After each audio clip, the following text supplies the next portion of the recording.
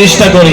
সুতরাং এত সুন্দর চেষ্টা করতে হবে, এত ভালো করে চেষ্টা করতে হবে, নিজের জীবনটাকে বোধ দিয়ে ভেবে এত সুন্দরভাবে এগিয়ে যেতে হবে যে একটা মানব জনম একটা দুর্দান্ত অবস্থানে পৌঁছাবে।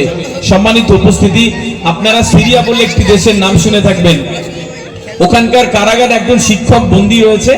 এখন ওই শিক্ষক যখন একবার তাকে ওই বাইরে বের করে আর বাবার ঘরে ঢুকিয়ে দেয়, অন্ধকার অন্ধকার ছোট ছোট কুঠুরি। তো সেখানে দেখা গেল যে একটা অন্ধকার কুঠুরিতে একটা 8-9 বছরের ছেলে ওই লোহার রড ধরে দাঁড়িয়ে থাকে, সে বেরোতে পারে না। সব বন্দীদেরকে বেরোতে দেয় না। সিরিয়ার ডেঞ্জারাস একটা কারাগার এটি। তো লোকটার যেতে আসতে মায়া হয়, যে নিজের কুঠুরিতে ফিরে এসে ওই প্রহরীকে বলে যে পাহারা দেয়, যে বাবা আমাকে একটু ওই কুঠুরিতে নিয়ে যাবে, আমি এই ছোট্ট ছেলেটার সাথে কথা বলবো। তো বলছে না, যাওয়া যাবে না। পরের দিন আবার যায়, আবার ফিরে আসে, দেখে ছোট্ট ছেলেটা 8-9 বছরের ওই রকম ভাবে দাঁড়িয়ে আছে আর তার মা ভেতরে বসে আছে।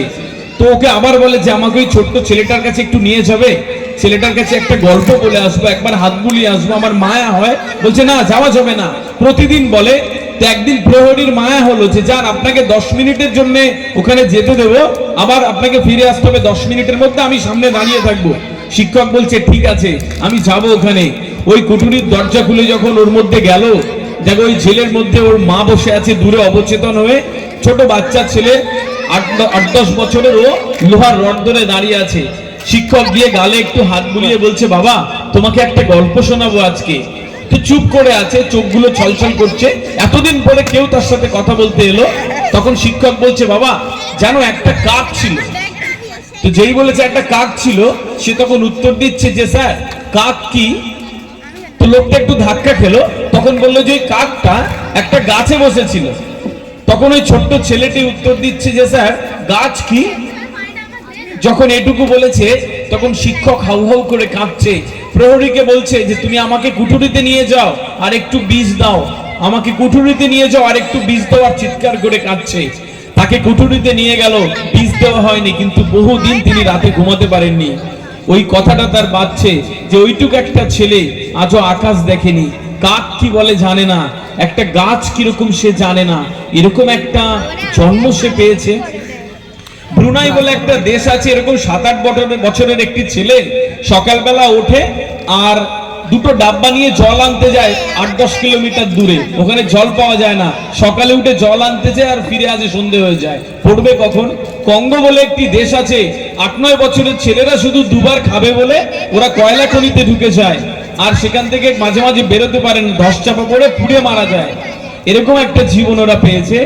এখানে যে বাচ্চারা বসে আছো তোমরা, আমার কথা যারা শুনছো, বাবা মায়েরা এবং প্যারেন্টস টিচাররা, যে মানব জন্ম আল্লাহ সুবহানাহু ওয়া তাআলা আমাদেরকে দিয়েছে, এটা অনেক সুন্দর একটি জন্ম। অনেক কিছু নেই, অনেক কিছু কম, অর্থনৈতিক স্বাধীনতা নেই, দারিদ্রতা রয়েছে, কিন্তু যখন দুটো সুস্থ একটা ব্রেন, একটা শরীর দেওয়া হয়েছে, তখন আপনি আর আমি যা ইচ্ছা করতে পারি ভালোত্বের দিকে গেলে। সম্মানিত উপস্থিতি, আমি আপনাদেরকে অনুরোধ করছি, যে সন্তান আপনার বাড়িতে রয়েছে সেই সন্তানকে যখন সে সুস্থ সুন্দর রয়েছে তখন সে যা কিছু করতে পারে তাকে সুন্দরভাবে গাইড করবেন বলে আমি বিশ্বাস করি। বাবা মায়েদের জন্য আমি 1-2 মিনিট কথা বলে শেষ করে দেবো। আল্লাহ সুবহানাহু ওয়া তাআলার পরে যদি পৃথিবীতে আপনার সন্তানকে কেউ সবচেয়ে বেশি দোয়া দিতে পারে, সেটা আপনি, বাবা আর মা। সুতরাং সন্তানের জন্য এত দোয়া করবেন, এত দোয়া করবেন, এত দোয়া করবেন, দেখবেন যে আস্তে আস্তে সে অনেক সুন্দর দিকে চলে যাচ্ছে। সিজদাতে গিয়ে দোয়া করবেন, সুবহানা রাব্বিয়াল আলা 3 বার 5 বার বলার পরে আপনার সন্তানের জন্য দোয়া করবেন। রাতে সূরা মুলক পড়ে শুতে যাওয়ার আগে সন্তানের জন্য দোয়া করে শোবেন। দেখবেন ওই সন্তান আস্তে আস্তে আস্তে আস্তে একটা দুর্দান্ত জায়গায় যাচ্ছে এবং আপনার গর্বের কারণ হয়ে যাচ্ছে। এটি স্বীকার করলেও সত্যি, না স্বীকার করলেও সত্যি। তাদেরকে মানুষ করবেন, তাদেরকে সম্মান দেবেন যে বাবা তুমি আমার ঘরে জন্মেছো, আমি জানি তুমি অনেক ভালো জায়গায় যাবে, আমি জানি তুমি একদিন অনেক ভালো কিছু করবে, এটুকু বিশ্বাস করতে আমার ভালো লাগে যে তুমি আমার ঘরে জন্মেছো। এটুকু ওদের কানে তুলে দেবেন, ওদের আত্মবিশ্বাস বাড়ে।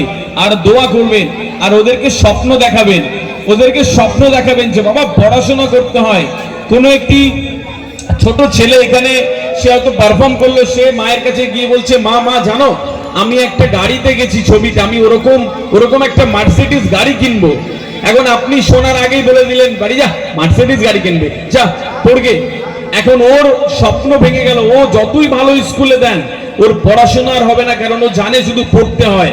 আমাদের সামনে স্বপ্ন নেই, স্বপ্ন না দেখলে সত্যি হয় না।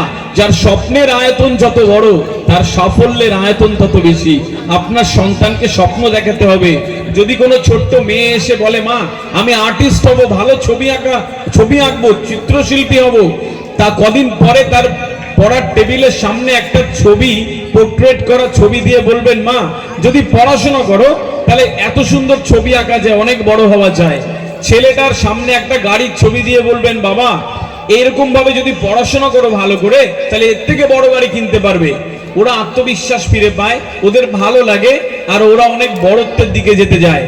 আমি মোবাইল নিয়ে কয়েকটি কথা বলবো। স্যার বলছিলেন এই মুহূর্তে একটা প্রজন্ম এই ছোট্ট একটা হ্যান্ডফোনের মধ্যে বন্দী রয়েছে। 4 থেকে 14 বছরের বাচ্চার বাবা মারা যারা রয়েছেন, কানে তুলে রাখবেন, বাচ্চাকে কখনো 40 মিনিটের বেশি মোবাইল দেখাবেন না সারাদিনে। 40 মিনিটের বেশি মোবাইল দেখাবেন না। আমি বলবো যে একদমই দেখাবেন না।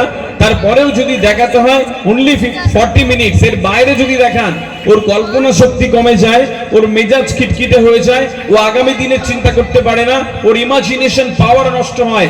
একটা অসুস্থ বাচ্চা প্রতিদিন বেড়ে ওঠে। মোবাইল দেবেন না। প্রথম দিন না দিলে কাঁদবে, দ্বিতীয় দিন না দিলে একটু বেশি কাঁদবে, তৃতীয় দিন না দিলে একটু বেশি কাঁদবে, চতুর্থ দিন ও বুঝে যায় যে আমি কাঁদলেই মা মোবাইল দেয় না। এটুকু বুঝে যাবেন, এটুকু ওদেরকে তৈরি করে দেবেন। আমার মনে হয় যে আস্তে আস্তে ওরা ভালোত্বের দিকে যাবে ইনশাআল্লাহ। সম্মানিত উপস্থিতি, যারা এই ছোট্ট আমার কথা শুনেছেন, আমি আপনাদেরকে অনুরোধ করব, সন্তানের জন্য সঠিক চিন্তা করবেন। চিন্তা করা আর সঠিক চিন্তা করা দুটোর মধ্যে বিস্তর তফাৎ। এগোনো আর সঠিক দিকে এগোনো দুটোর মধ্যে বিস্তর তফাৎ। আপনার কাজ করা, সঠিক কাজ করা, এই দুটোর মধ্যে অনেক তফাৎ। সঠিক কাজ করবেন, সন্তানকে মানুষ করবেন, দেখবেন এটাই সাদকায়ে জারিয়া হয়ে যাচ্ছে আপনার জন্য। আমার বিশ্বাস করতে ভালো লাগে যে এরকম একটি অনুষ্ঠানে আগামী দিনে আমি আবার আসব, আর এরকম কৃতি সন্তানের হাতে পুরস্কার তুলে দেবে আমার দ্বারা কমিটি, এটুকুও মানতে আমার ভালো লাগবে। আমার মনে হয় যে স্বপ্ন দেখলে যখন সত্যি হয়, তখন স্বপ্ন দেখুন অনেক বড় করে। এই পৃথিবীর মানুষ হয়ে এই 200 থেকে 250টা দেশ আর 800 কোটি মানুষের মতন করে স্বপ্ন দেখবেন। দেখবেন এই স্বপ্ন আস্তে আস্তে আস্তে সত্যি হয়ে যাচ্ছে।